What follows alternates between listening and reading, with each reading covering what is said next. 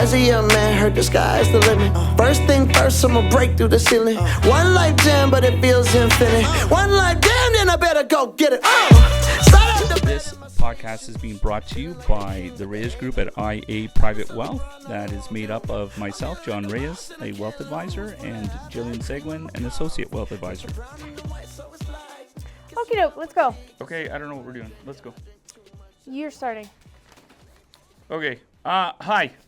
Welcome to another BEARable conversation with my lovely co-host.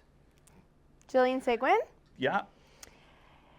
Associate Wealth Advisor at IA Private Wealth, Reyes Group. And I am John Reyes, the wealth advisor at Reyes Group at IA Private Wealth. The man with the name on the door. What? Okay. Okay, so today's topic is let's get real. And I think the focus is going to be on a lot of misinformation or debunking some of these misconceptions that are about our industry. And I think that this is going to be an interesting topic. It will go only as long as it needs to go. But I think the three main things that we're going to be looking at, trying to debunk or trying to really bring to light and maybe give some clarity for those that care are, is investing only for the rich? Mm-hmm. Is savings considered investing? And the one that we're going to close out with, which is the one that you can speak very well to, is investing always equal to risk? So those are going to be the three topics we're going to try to cover today. And I think that now that we know that and I've said it to you, I'm not going to remember. So I'm just going to throw these out. That came right Wow, back this like a came boomerang. Let's try it again. Okay. All right. Do you have to be rich to invest? Was that what it was? Do you have to be rich to invest? John, you're spunky today. Anybody has ever watched Shorzy? They're just statements that have been made, and that's the sweater I'm wearing. So she doesn't know that because she Lil wouldn't Wayne? wear this. Isn't that Lil Wayne that went, what? Okay. Okay. Lil John. If anybody knows of recently, since Trump has gone into power, I have Little really John. become more focused on the Canadian economy, the Canadian culture, and Shorzy actually is a representation of the no-show league that is fictitious We might have to in cut that out. Northern Thunder Bay. Let's just cut it out. Not about another hip-hop rapper named Sean Carter. Am I right in that name? It's Okay. not Sean Carter. That's freaking Jay-Z. See, you fail in every aspect of this. You swore on the podcast. I didn't swear, did I? Yes, you did. No, I didn't. No. Okay, let's go. Okay, great. All right. So the Do first it- one was was- is investing for the rich? Is investing for the rich? Yes. No. Absolutely not. I'm just trying to get you back into character. Okay. One more time, So- will I guess, Joe, with me? They'll have more fun, though. The rich people will have more fun. Okay, you're going to have to edit all of this out. Simon? Okay, we got to be serious here. Okay. You said that this was going to be a serious one. Okay. Okay, is investing for the rich? Take two. I do not think so. In fact, I hope it's not. Because rich, or call it middle class, Yeah.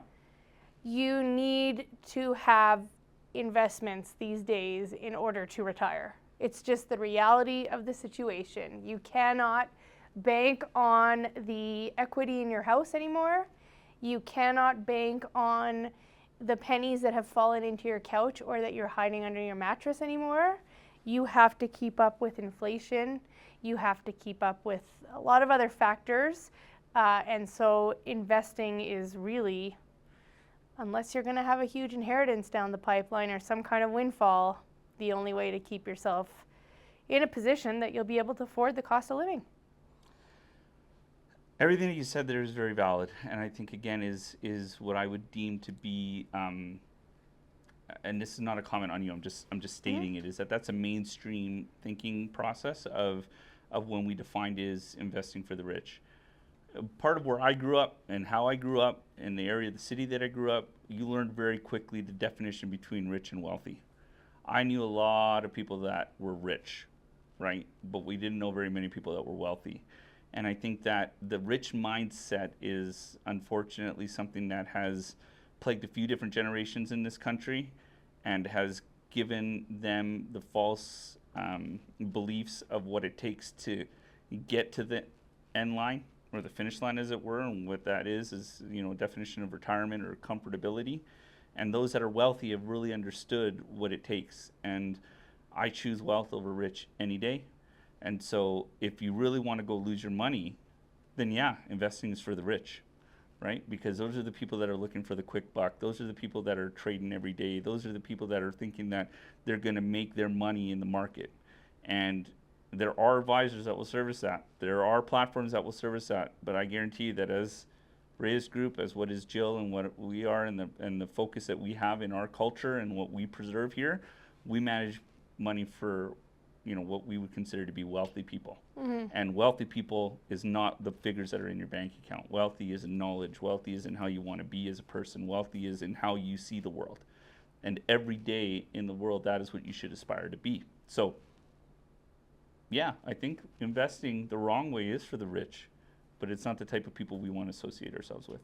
Right, but you have to, I guess what I'm trying to say is that you will need to some respect a return on your money.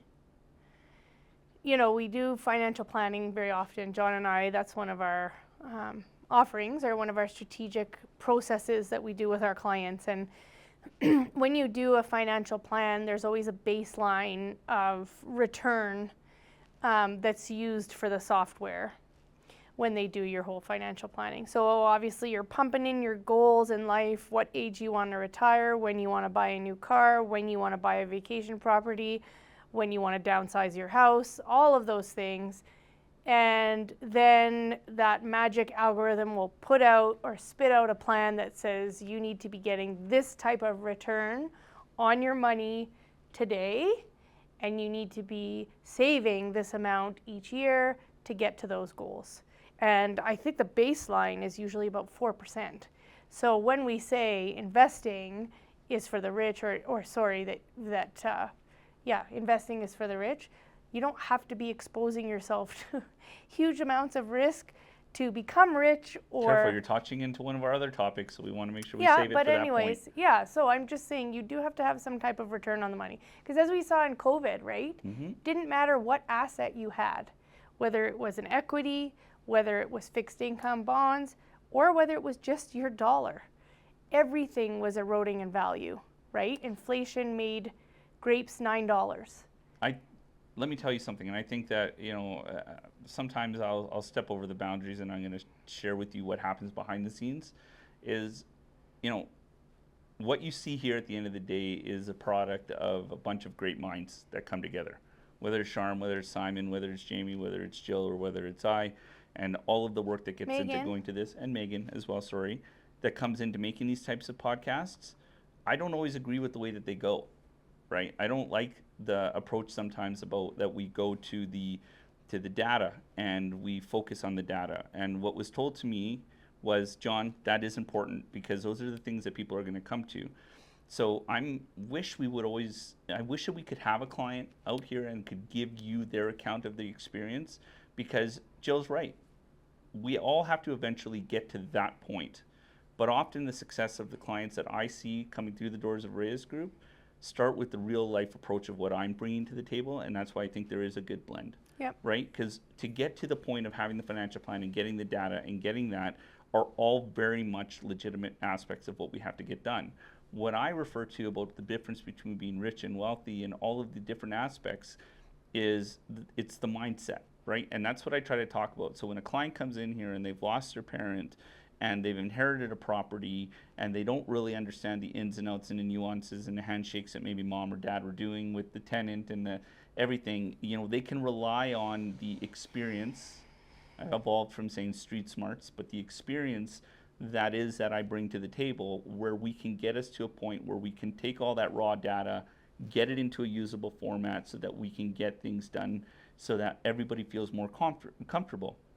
And so, you know, when we refer to the benefit of this combination that we've been able to do, having this extremely intelligent partner in Jill has been a very useful aspect of being able to get that, that level of comfort and that raw emotion that I can bring in that that realism. Not to say that you don't do those things, but that combination, I think, is what ends up benefiting clients. And that's why I think we look at it that way, right? Investing needs a return, but you can also invest and try to be rich. We just don't hang there. We like to invest, and Yeah, we want to I'm invest not in saying people. you have- No, I know that's not what you're saying. I know that's not what you're saying. What I'm saying is, what I want people to gather is that the benefit of those two aspects to blend into what is important to you. If you really see value in that, then that's why you want to Well, consider this approach. we come from very different backgrounds, right? You like to point it out all the I time. don't point it out. That you're from the Northeast, School of Hard Knocks, and I went to Bishop's tennis camp. That's right. And I would be peering over the fence, looking at the girls at, what is it? Bishop's tennis camp. See, I wouldn't have been able to afford to go out east from, yeah. Anyways, I'm looking at Simon. People know because we just grew up in the same part of the city. All right. Anyways, back on. What's the next point? That savings is investing. That is not true. I know. Oh, sorry. That's what the discussion Okay, is. point 3. What? And we're done point 2. We're going to move on to point 3. Why isn't savings investing? Oh, gosh.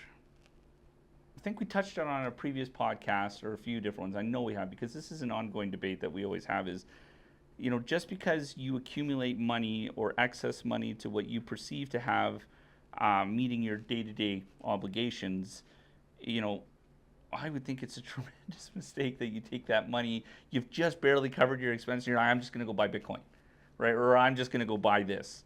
Again, and we're not saying buy Bitcoin. We're saying that is where we're going with this. It's not. You have to get to a point, if we were going to go back to 101, or you like to quote the Canadian Securities Institute's views of things, I would think that's a hierarchical, right? Cover your basic needs, cover some of your wants, and then you've got to be able to accumulate and your savings to address emergencies, debt. I mean, that's my layman's view. What would be the more a different perspective? Yeah, I mean, for sure, savings is important to have the immediate cash flow needs covered, or emergencies, as you say. But people or individuals who think that if they allow money to just accumulate in a savings account and that's planning for their retirement, it's not the same, because I've just gone over saying that like a baseline conservative return that these financial plans is doing is 4%. We've got inflation in a normalized world. It's back to there now. Around 2-3%. Yep. And the 0.03% that your bank is paying you, or 0.30%, whatever it is not going to get you to where you need to get for all the reasons that we started this conversation. So having and if people money, really understood, sorry to cut you off, and if people really understood what the motivation was of those major institutions to have you deposit your money into their accounts, and you feeling so smart about getting your 3 or 4%, there is, trust me, a much deeper conversation about what those institutions are actually going then to do with your money and making multitudes of more money on that money. Conspiracy theory. I'm just saying it's true because I know it's true. I saw it on a show. Okay, we're going to have to footnote that show. Sharm's going to want to know your reference there. All right, so, okay, good. Now, last point. Yes. Is investing a risk? No, that's not really the question. This is born out of a conversation that I had with a client recently, which Again, was, this was geared towards Jill, and I wasn't prepared. No, you've had this conversation too. Have I?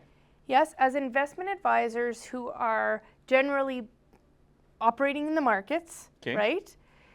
Clients will say to me, well, if I send, I feel safe with having the money in my savings account, because if I send it to you, it's going to go into the markets. Right? Yeah. That's what I'm saying. Yeah. Okay. That's now what I'm saying. See, I've got a smirk because. So is investing? I could share stories. Well, this is it. So it's the perception that investing automatically means you assume risk, and that is what I want to debunk. Can we start out with, and I would encourage everybody, because this is one of my most funniest things that I think I will always laugh at this. shout out to South Park. So South Park, one point, I think I've shared this with you every so often. They have an amazing skit where there's a fellow that's sitting behind a desk who represents your traditional banker, and they have this line that's formed, and there's this little old lady who's holding this check, and she goes up to the fellow, and he starts putting a bunch of jargon and verbiage and says things like, oh yeah, okay, so we're going to take this money and we're going to and we're going to compound it, we're going to buy a bunch of money market, and it's gone. And the lady just kind of stares bewildered, and she's like, what? And she goes, but I just gave you my money. And the fellow goes, well, I'm sorry, but the money's gone. Well, but are you a client here? Yes. Well, do you have money here? No. Well, then you're not next. That is unfortunately The perception at times when people are not educated about what is actually happening with their money. Yep. So honestly, I hope we can put up a link, because it is the funniest thing ever, and you'll keel over laughing.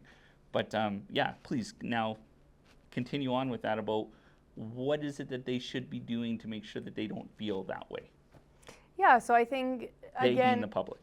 yeah, I think talking with an advisor is key, and making sure that that advisor really understands what the goal for those funds are, what your greater financial goals are, One might call that a strategy, figuring out a strategy. what your appetite for risk is, because every day we buy principal protected investments here. Very often, whatever your bank is doing to make you feel warm and fuzzy that it's sitting in your savings account and you can log into your banking and see it sitting there, very often we can offer or enhance a very, very similar mandate for that amount of funds. But also looking at the greater strategy, which is, do you need to be doing that? Do you need to have, $50,000 sitting in your savings account at all times? Is that the best plan for your fund? So I guess I just wanted to confirm that working with an investment advisor who's capable and astute and has a process like we do, Service Strategy Success, will be able to very quickly diffuse your anxiety or your apprehension about moving money into an investment firm and out of your savings account. Some of the lines that we've used in the past, and normally I like to take credit for this, but I think this was yours. Say it. It was, to those people that are either new to the investing world or new to working with an advisor, and please don't ever confuse those with ages, right? Like, we've met people that are into their 40s or 50s, have never had any money, and all of a sudden get an inheritance, and that is their first time experience working within the wealth management space. I just remember a line coming out of saying, there is a differentiation between when you give money to us, right? Oh, how did the line go? But when the money goes to us, and then it's not the same decision as putting it into the market or putting it into a strategy, right? People often think, as we started this discussion, that by just simply handing us a check that it goes into the market. It doesn't. You are handing a check to an institution that is being deposited into a portfolio or an account. But even if it were to come into a, let's call it, baseline non-registered account, let's say you won $1 million and it went into a non-registered account, that's still only one step well ahead of the multitude of steps, or at least it should be, of when it actually goes to work. I'm not even saying market, because going to work doesn't necessarily mean that it's going into buying equities. You could go and buy a bunch of other different strategies. What I'm saying is, even that, there would be decisions on, should we have TFSAs? Should we put it into RSPs? Should I have a trust? Should I pay down my mortgage? Should I give money to my kids? All these types of things all happen well before we make decisions on that. So never confuse, and if you're ever being led to believe that the moment that you're giving money that it has to be invested, that is probably something you should go and double check, because that's not the case. Well, and even if it is going to be invested, on our side of the equation, different from the banks. Yeah. And I'm not talking, the brokerage parts of the banks, but just I'm talking about day-to-day banking, retail banking. We have way more products available to us than they do. Yeah. Right? So we can really find something that, risk or no risk, Yeah, those are different conversations that come up depending on the strategy. Yeah. And I often don't take the devil's advocate to Jill because I'm the one that usually says the very questionable, racy things. But I do want to make just one distinction. Oh, here we go. Is that, again, we're not trying to ever make you believe that the decisions to work within a banking institution or the services or products that they have to offer are being done in any type of negative way. And that's not what I'm saying you said.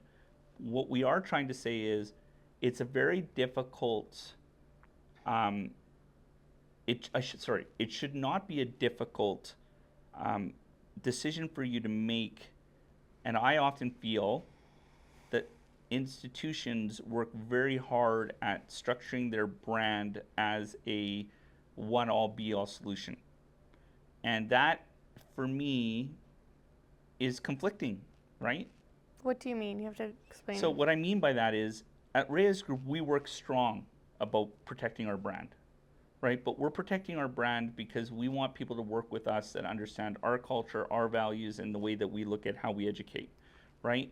We aren't looking for a brand to invoke a feeling of empowerment over you. We're not trying to say that we can solve every single solution if you don't work within us. And I find that sometimes with some of our institutions, they give the impression that if you don't work with us, you aren't going to be able to get ahead. And I don't like those types of situations. I'd rather be in a situation whereby you can feel empowered because at the end of the day, it's your money. We're only stewards in helping you get there. Whenever you feel like you've given up that responsibility, however you've done it, and control, then you are not in a relationship. You are in it's not a relationship. I don't know what it would be called, but it's not. And here we value that relationship. We understand it's your money. I like that. I think that if people think that the money is in their bank account, that they have control over it, whereas if they give it to an advisor, they lose control of that fund, those funds. And I think that's key. Yeah. Good point, John. Took you a while to get there, but good point. Okay. Thank you for tuning in. Thanks while I go and change my shirt and again make it look like we're doing a different episode. See you next time. As a young man, heard the sky's the limit. First thing first, I'ma break through the ceiling. One life jam, but it feels infinite. One life jam, then I better. This information has been prepared by John Reyes, Wealth Advisor, and Jillian Seguin, Associate Wealth Advisor for IA Private Wealth Incorporated, and does not necessarily reflect the opinion of IA Private Wealth. The information contained in this video comes from sources we believe reliable, but we cannot guarantee its accuracy or reliability. The opinions expressed are based on an analysis and interpretation dating from the date of publication and are subject to change without notice. Furthermore, they do not constitute an offer or solicitation to buy or sell any of the securities mentioned. The information contained herein may not apply to all types of investors. The wealth advisors can open accounts only in the provinces in which they are registered. IA Private Wealth Incorporated is a member of the Canadian Investor Protection Fund and the Canadian Investment Regulatory Organization. IA Private Wealth is a trademark and business name under which IA Private Wealth Incorporated operates.